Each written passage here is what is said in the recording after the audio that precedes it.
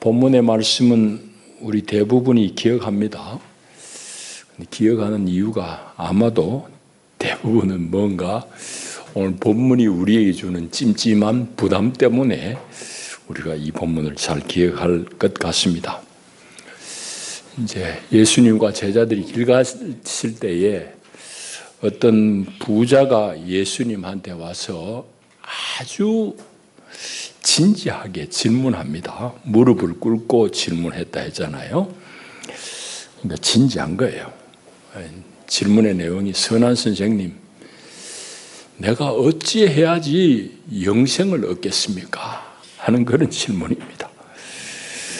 말하자면 영생에 대한 질문입니다. 이거는 또 다르게 이야기하면 구원에 대한 그런 질문.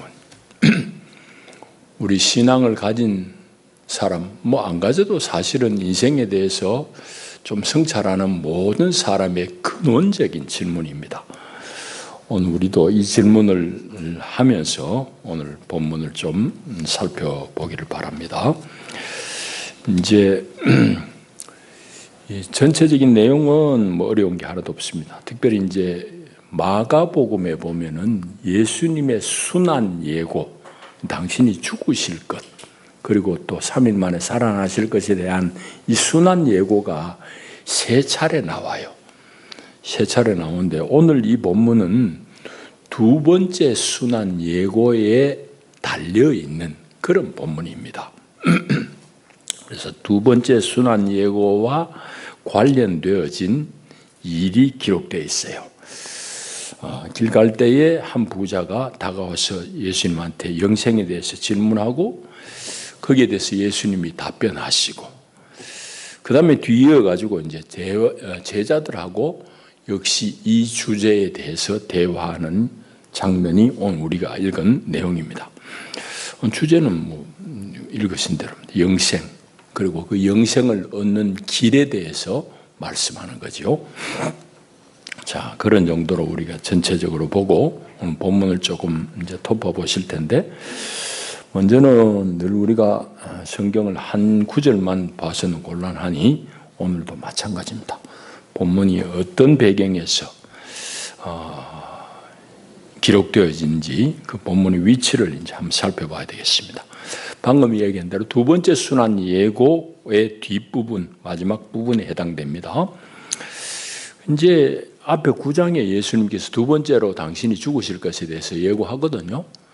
그런데 그 주님의 말씀을 듣고도 제자들은 생각이 완전히 다른 데 있으니까 누가 더 크지? 네가 총리할래? 내 무슨 장관 하고 이런 싸움만 하고 있는 거예요.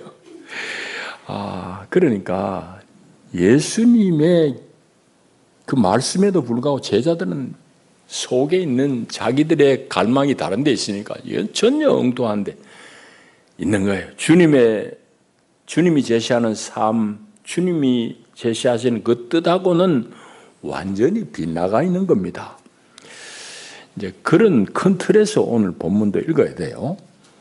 그런 맥락에서 이제 본문을 읽어봐야 될 텐데, 31절은 사실은 예수님께서 31절에 말씀하는 것은 제자들한테 푹 찌르는 소리예요. 제자들, 오늘로 얘기하면 목사, 장로, 잘 믿는다고 하는 사람들에게 예수님이 하시는 말씀이에요. 왜? 제자들이 지금 앞에 9장에서 살펴봤듯이 예수님은 당신이 순환당할 걸 예고하는데도 자기들은 높아질 것만 자꾸 관심을 한다고. 그러니까 자기들의 사고방식이나 삶의 방향은 전혀 주님이 제시하시는 거하고 어긋나는데 3년 따라다녔으니까 우리가 이제 구원 얻었다고 자만하는 거야. 영생에 대한 자만심을 가지고 있는 제자들에게 예수님이 한 방 먹이는 거지. 31절은. 먼저 된 자로서 나중되고 나중된 자로서 먼저 될 자가 많다 말은 제자들을 향해서 하는 말이에요. 자, 그걸 이제 우리가 좀 아셔야 되겠고, 오늘 이제 우선은 표현의 다양함을 우리가 읽어봐야 되는데, 그럼에도 불구하고 이런 다양한 표현들이 결국은 한 가지를 지칭하고 있다는 걸 아셔야 됩니다. 17절에 이제 이 부자가, 누가복음 보면은 부자 청년이라 나와 있습니다. 하여튼 이 부자가 예수님한테 꿇어 앉아가지고 진지하게 묻는 질문이 뭔 거면, 내가 뭐 해야지 영생을 얻느냐? 영생 얻음에 대해서 질문합니다. 17절에 영생이라고 나와 있고 이게 또 23절, 24절에 가게 되면은 예수님께서는 하나님 나라에 들어감이라고 말씀하고 있습니다. 23절에 돈 많은 사람은 하나님 나라에 들어가는 게 어렵다. 24절에도 하나님 나라에 들어가기라고 말씀하니까 그래서 앞에는 영생을 얻음, 뒤에 23절, 4절은 하나님 나라에 들어감, 그 다음에 또 26절에 보면 제자들은 놀래가지고 구원 누구지? 구원 얻음이라고 그렇게 표현합니다. 그래서 영생을 얻는다는 것과 하나님 나라에 간다는 말과 구원을 얻는다는 말이 표현은 다 다르지만은 내용은 의미적으로는 동일한 걸 얘기하고 있습니다. 이제 우리가 그걸 먼저 잘 아셔야 되겠고, 이제 복음서, 사복음서가 있잖아요. 특별히 이제 마가복음이 그러한데 복음서의 핵심은 하나님의 나라입니다. 하나님의 나라. 마가복음 제일 처음 1장 15절을 보면 예수님께서 공생의 사역에서 처음으로 선포하는 내용이 때가 찼고 하나님의 나라가 가까웠으니 회개하고 복음을 믿으시오 하는 말입니다. 하나님 나라가 가까웠으니 회개해라, 돌이키라, 그리고 복음을 믿어라 라고 말씀합니다. 그런 걸로 봐서는 다른 복음서도 그렇지만 특별히 마가복음은 그 핵심이 하나님 나라에 대한 말씀입니다. 하나님 나라예요. 그런데 문제는 이렇게 중차대한 예수님이 오셔서 기도에도 나라가 임하옵시며 이 기도를 가르쳤잖아. 그런데 하나님 나라에 대해서는 우리 한국교회, 세계적으로도 그런 현상이 있지만 특별히 우리 한국교회는 우리의 문화적인 불교적인 문화권이죠. 그것과 관련돼 가지고 너무너무 오랜 기간 동안 오해했습니다. 여러분들은 내가 악다구니 하도 쓰니까 조금은 이제 거기서 좀 껍데기를 벗고 나온 것 같지만은 한국 교인들한테 하나님 나라 들어간다. 이거 뭐냐 얘기를 하고 그러면은 열이면 7, 8은 죽어서 가는 천당을 얘기합니다. 죽어서 가는 그곳이 하늘나라예요. 하나님 나라는 이렇게 오해가 큰 거예요. 이제 오해가 큰 것이 그 사람들의 관습 때문에 하나님의 나라라고 한 것을 복음서 다른 데서는 특별히 마태복음에는 하늘들의 나라, 우리 번역으로는 천국이라고 해야 합니다. 하나님 나라. 유대인들은 경건한 유대인들 하나님 이브에 자꾸 올리기가 불편하잖아요. 할배 이름 막 떠벌리는 손자가 있나? 그럼 불안당 같은 놈이지. 아버지 이름도 종자 옥자입니다. 이래 조심스럽게 하는데 하나님 이름 못 떠올리니 못 부르기니까 불편하니까 유대인들은 그것을 다르게 하늘나라라고 쓴 겁니다. 그게 우리 번역에는 천국이라고 쓰여졌고 천국 하니까 불교 문화권에 있는 우리는 천당이 되는 거예요. 천당은 극락에 있는 불교권의 그 얘기예요. 천당. 그러니까 죽어서 가는 천당, 이게 하나님 나라로 너무너무 오랫동안 오해하고 있습니다. 자, 그런데 이게 사실은 하나님 나라라는 이 말을 잘 음미해 보면 결코 그게 아니에요. 그것만 다가 아닙니다. 하나님 나라라고 그럴 때에 이 말은 바실레야 투 데우, 하나님의 나라, 혹은 이 말은 의미적으로는 하나님의 다스림 이 말입니다. 그러니까 하나님의 나라라는 것은 하나님이 다스리는 영역을 말합니다. 그래서 제가 이 예를 여러분들에게 몇 차례 얘기해서 우리 교인들은 잘 알 겁니다. 여러분, 플로리다에서는 진짜 자빠지면 코 닿는 쿠바는 미국 아니에요. 거리가 그래 가까워도 미국 아니라고. 근데 그 거리보다 몇십 배 먼 하와이, 심지어 괌은 미국이야. 왜? 미국 법의 다스림이 괌, 하와이까지 미치니까 미국이야. 그 밑에 있어도 쿠바는 미국 법이 안 미치니까 미국이 아니라 이 말이지. 그럼 우리는 하나님의 나라가 죽어서 가는 그 공간으로만 자꾸 생각해. 아니에요. 하나님 나라는 하나님 다스림이 미치는 영역이 다 하나님 나라입니다. 그러니까 죽어서 천당 간다는 것 20점, 30점짜리밖에 안 돼요. 죽어서 하나님 다스리는데 가지. 그런데 거기만 얘기하는 것은 틀렸다 이 말입니다. 하나님의 나라에 들어간다는 것은 죽어서만 가는 게 아니라 그것은 엄연히 지금 현재 나의 삶의 자리에서도 내 중심이 하나님의 교통 속에, 하나님 다스림 속에 들어가 살면은 거기가 천국이에요. 그래서 빈들이나 사막이나 그 어디나 하늘나라 그 찬송이에요. 그런데 우리는 너무 오랫동안 죽어서 가는 데만 하나님 나라로 주구장창 가르치고 사기꾼같이 그렇게 외치고 또 그렇게 배우고 여기서는 지 마음대로 다 살고 세상 사람들이 좋은 차 사면 나도 사야 되고 세상 사람들이 50평 아파트 사면 나도 사야 되고 예수 믿으면 그 사람 50평 살 때 당신은 70평 아파트 삽니다. 아멘. 이러고 앉은 거야. 하나님 나라가 그렇게 세상에서는 지 원한 대로 살다가 죽어서 하나님 다스리는 거기 간다고 그래 가르치니 이게 얼마나 잘못되냐고. 여기서 지 맘대로 살던 놈이 하나님 나라 죽어서 가가지고 하나님의 법이 막힘없이 통한 데가 하루도 살겠냐고. 여기서 지 맘대로 지 멋대로 사는 놈이 천국에 가지고 하나님 시집 살겠냐고. 못 살아내지. 그러니까 얼마나 그게 앞뒤가 안 맞는 소리를 오랫동안 하고 있냐 이 말이에요.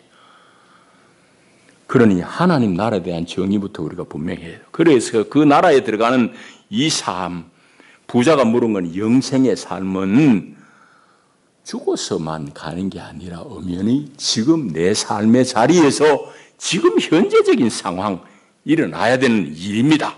자, 질문이 그거라는 걸 우선은 정리가 돼야 돼요.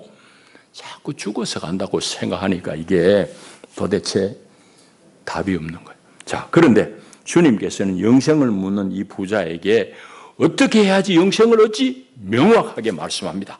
주님의 명확한 답은 19절입니다. 당신 계명 다 알지 않느냐? 이 10계명의 뒷부분입니다. 계명 다 아니 그 계명을 다 지키시오. 계명, 하나님의 계명을 지킴으로 영생을 얻는다고 주님은 답을 해요.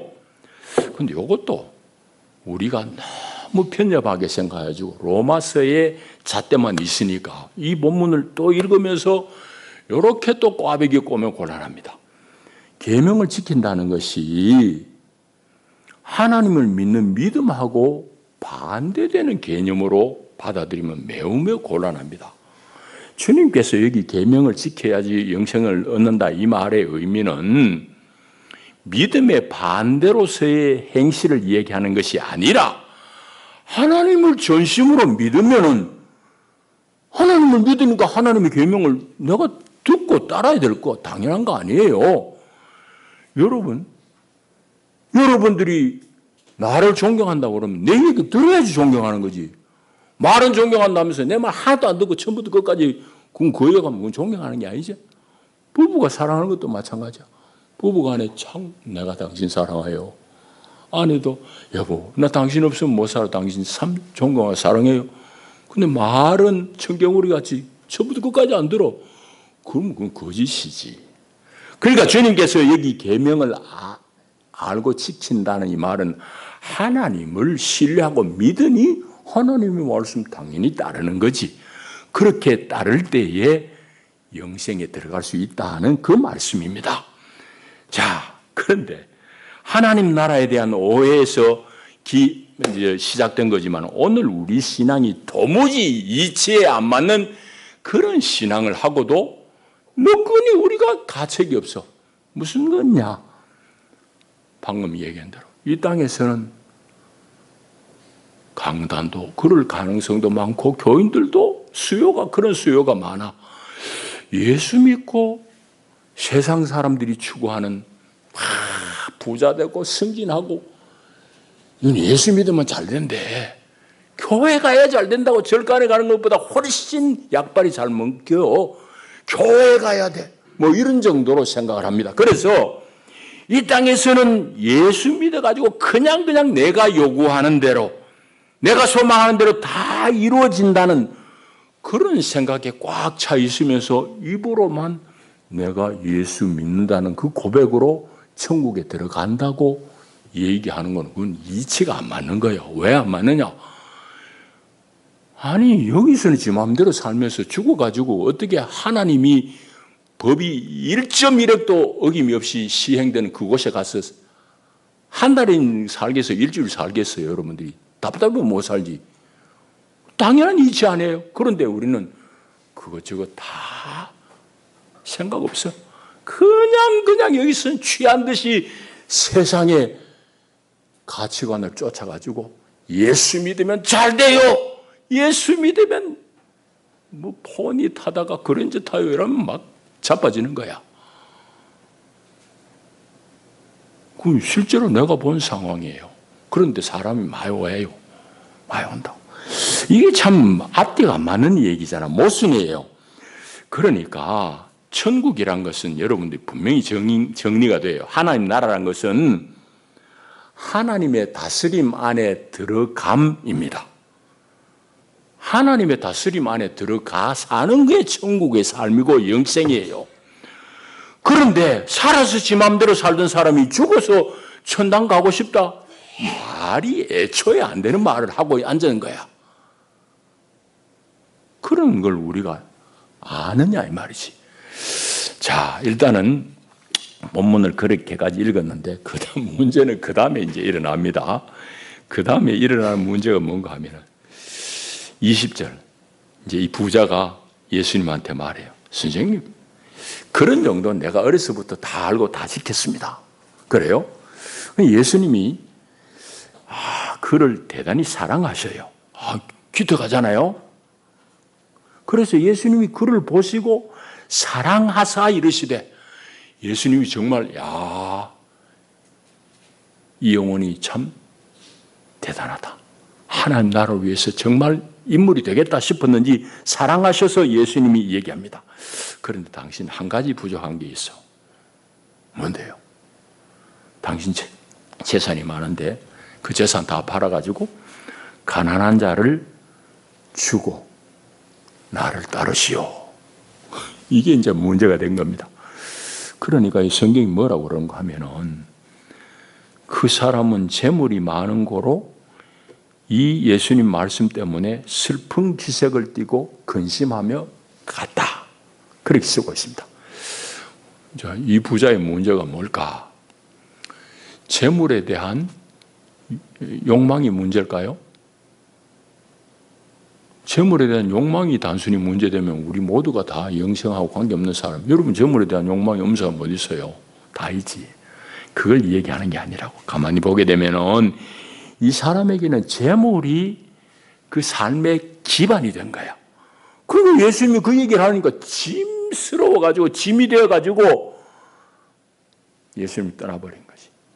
그러니까 이 사람에게는 문제의 본질이 뭔가 하면은 그의 소유에 전적으로 얽매여 있는 상태, 이겁니다. 그러니까 자기 존재의 전부가 소유에 기반하고 있어요. 그러니까 예수님이 그 소유를 빼가지고 가난한 자들이 주라고 그러니까 자기 존재 기반이 자빠지는 겁니다. 그러니까 떠나버리는 거지. 이 말을 어디서 이제 알 수 있는가 하면은 가진 건 꽤 되니까 내가 뭐 해야지, 내가 주님의 나라와 교회를 위해서 내가 크게 한턱 쏘아야지 내가 영생을 얻느냐 이 말입니다. 쉽게 얘기하자면은. 그러니까 이 사람에게 소유는 자기 존재의 근원과 같은 거예요. 그런데 주님께서는 그 소유와 그것에 연결되어진 그 행위를 아주 상대화 시켜버리잖아. 그러니까 이 사람이 견디겠어요? 못 견디지. 튀어나가 버리네. 그러니까 주님이 사랑하셔서 한 말에도 불구하고 그는 떠나버립니다. 자, 이것을 조금 더 우리가 이제 오늘 우리가 잘 살펴야 돼요. 이건 오늘 우리의 실제하는 문제입니다. 두 가지를 얘기 드리려고 하는데, 첫째는 물질 가지고 많이 한 사람이 겪을 수 있는 시험, 실질적인 시험을 여기 보여주고 있습니다. 이 부자가 내가 뭐 해야지 영생 얻느냐고 그러잖아. 교회 안에서 많이 가진 사람이 많이 해야지. 많이 한 것이 자기에게 영생을 못 누리게 되는 장애가 되는 것입니다. 무슨 얘기죠? 목사님이 아리까리한 소리 한. 쉬운 예로 말씀드리겠습니다. 이것도 내가 한두 차례 말씀드렸어요. 대구에 가면 서현교회, 서쪽 고개란 말이지. 서현교회가 있어요. 대구에서는 일본 석조 건물입니다. 큰, 지금은 제일교회가 석조 건물 더 커요. 서현교회 석조 건물 큰 예배당이 제가 중학교 다닐 때쯤 지어졌어요. 어마어마한 공사지. 그런데 그 건물은 사실은 장로님, 한의사 하는, 약정골목에서 한의원 하는 장로님 한 분의 거의 독주, 헌신으로 지어진 교회입니다. 정규만 장로님. 이분은 신학 공부도 하신 분이에요. 구미 시골 사람인데. 하여튼 한의원 해가 돈 엄청나게 번 분. 이분이 그냥 막 차로차로로 그냥 목사님한테 돈 앵겨가지고 예배당을 거치했는데 당뇨병이 있었어요. 당뇨가 있었는데 어쨌든 하나님 은혜로 병은 치유가 됐는데 문제는 이 어른이, 이 장로님이 헌신한 걸로 교회당이 지어간다는 소문이 자꾸 나. 기도할 때도 대중기도에서 우리 정장로님을 지켜주시고 뭐 이러니까 장로님이 또 부인 권사님이 이 큰일 났다. 우리가 이 예배당 다 지었다고 소문나고 우리가 이 교회에 장애가 되겠다. 그때부터 이 내외의 기도가 하나님 예배당 다 짓고 헌당하기 전에 우리 데려가 주세요. 우리 데려가 주세요. 그렇게 기도했어요. 정규만 장로님이. 그 기도대로 다 짓고 하나님이 데려갔어요. 뭔 얘기인지 알겠어요?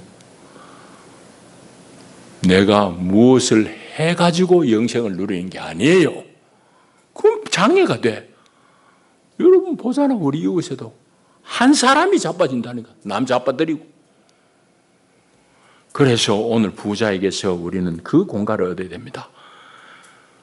여러분들이 하나님 앞에 많이 하는 것 귀한 거지. 그렇지만 물질로 많이 한 사람이 겪을 수 있는 결정적인 시험이 바로 이거예요. 내가 한 것 가지고 내가 뭐 영생을 누린다. 아니올시다. 또 한 가지는 그의 소유가 궁극적인 관심인 사람은 영생의 문제와 무관한 사람입니다. 결정적으로는 결국은 그냥 다른 사람들이 다 고민하는 문제 나도 한번 해본 거예요. 근데 물질에 연결을 시켜서 물질 가지고 하나님 앞에 헌신해라고 그러니까 달아나잖아. 여러분 그걸 우리가 아셔야 돼요. 그래서 소유가 궁극적인 관심이면은 그분은 영생에 들기 어렵다는 우리가 결론에 도달할 수밖에 없습니다. 자, 이 둘을 우리가 정리해야 되고 또 한 가지는 이제 이어지는 제자들과의 대화입니다. 이 얘기는 긴데 요약하자면 그렇습니다. 자신의 가진 것이 하나님 나라에 들어가는데 장애가 될 수 있다는 것을 예수님 말씀해요. 그 중에서 가장 대표적인 소유, 대표적인 사례가 자기가 가진 재물입니다. 그걸 뒤에 쭉 제자들과의 대화 속에서 우리가 확인할 수 있습니다. 그래서 제자들이 놀래가 저 부자 보고 그렇게 얘기하는데 그러면 누가 구원 얻을 수 있습니까? 질문할 때 예수님이 하신 말씀이 그것도 앞에 말씀하고 이어져요. 27절에 사람으로서는 할 수 없으되 하나님으로는 그렇지 아니하니 하나님으로서는 다 하실 수 있다. 물질 드리는 거, 헌신하는 거 하나님이 하는 거지 네가 한다고 할 때는 안 된다 이 말입니다. 하나님이 하시면 다 되는 거예요. 그래서 늘 오늘 우리가 이 말씀을 잘 기억해야 됩니다. 우리가 하나님의 은혜의 장중에 머무르는 것 이게 매우 매우 중요합니다. 그냥 입의 말이 아니라 실제입니다. 자, 이런 정도로 우리 본문을 읽고 우리 얘기를 하십시다. 여러분들 다 하나님 나라에 들어가고 싶죠? 영생을 얻고 싶죠? 우리의 문제입니다. 그렇다면은 오늘 우리가 해야 될 일은 뭐냐? 그 나라에는 별 필요 없는 것에 대한 관심은 자꾸 줄이는 훈련을 해야 되고, 거꾸로 그 나라에 필요한 것들에 대해서는 우리 관심을 집중해야 될 필요가 있습니다. 여러분, 우리가 지금 이 땅에서 육을 입고 살면서 우리는 지금 사람들하고 똑같이 경쟁 속에 내몰려 있습니다. 100m 달리기 하는 이 선상에 있어요. 남이 달려가는 그 꼬린 자리, 나도 거기 안 들어가면 죽는 것 같아. 정신없이 달리니까 주님이 말씀하시는 바 안 돌아.